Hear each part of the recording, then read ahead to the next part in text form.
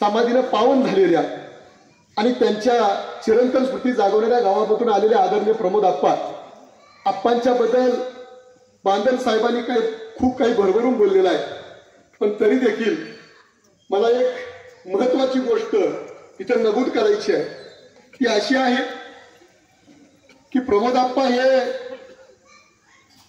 सातत्यानं सामाजिक आणि वैचारिक चळवळीमध्ये अग्रेसर असतात. चळवळीमध्ये माणसं कोणती टिकतात तर त्याच्यासाठीचं एकच वाक्य मी सांगतो, पुस्तकानं मस्तक सुधारतं आणि जे मस्तक सुधारलेलं असतं ते पुन्हा पुढे नतमस्तक होत नसतं. जी माणसं मस्तकानं सुधारलेली असतात तीच माणसं खऱ्या अर्थानं चळवळीमध्ये टिकतात. त्यांच्या वडिलांकडून लाभलेला तो सामाजिक चळवळीचा वारसा त्यांनी पुढे चालवलेला आहे. लॉकडाऊन मध्ये सगळी माणसं आपापल्या घरामध्ये शांतपणे बसलेली होती, मात्र या महाराष्ट्रामधला तमाशा कलावंत उपाशी मरत होता, काम नव्हता, धंदा नव्हता. प्रचंड लाखो रुपयांचं भांडवल त्या तमाशामध्ये गुंतवलेलं होतं.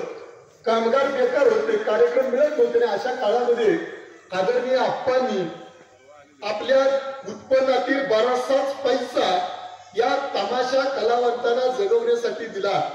तमाशा म्हणले की नाक मुरडणारी सुसंस्कृत सभ्य स्वतःला मानणारी पिढी, आणि जेव्हा आप्पांसारखा एखादा दानशूर माणूस या तमाशा कलावंतांना जगवण्यासाठी स्वतःच्या श्रमातले पैसे देतो, हे बघितल्यानंतर चळवळ का टिकली पाहिजे याचं मनोमन विचार आपल्या अंतःकरणामध्ये शिवल्याशिवाय राहत नाही. आदरणीय आप्पांना विनंती आहे की आपण नामदेवदादा पुतळीटाचा हा पुरस्कार आपण स्वीकारावा.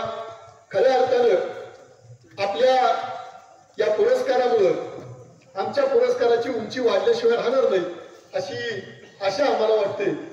प्रतिष्ठानच्या सर्व कार्यकर्त्यांना विनंती आहे की अशा या कर्तृत्ववान माणसाचा सन्मान त्यांनी करावा.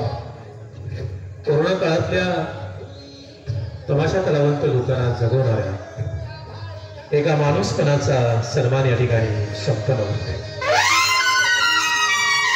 शब्दानेच पेटतात घड्या भारत देश आणि माणसं सुद्धा शब्द विजवतात. आज ही शब्दाने पेटलेल्या माणसांची, शब्द नसते तर पड्या नसत्या डोळ्यातून आगीच्या भिंग्या, वाहिले नसते आसमानचे महापूर, आले नसते जवळ कोणी, गेले नसते दूर, शब्द नसते.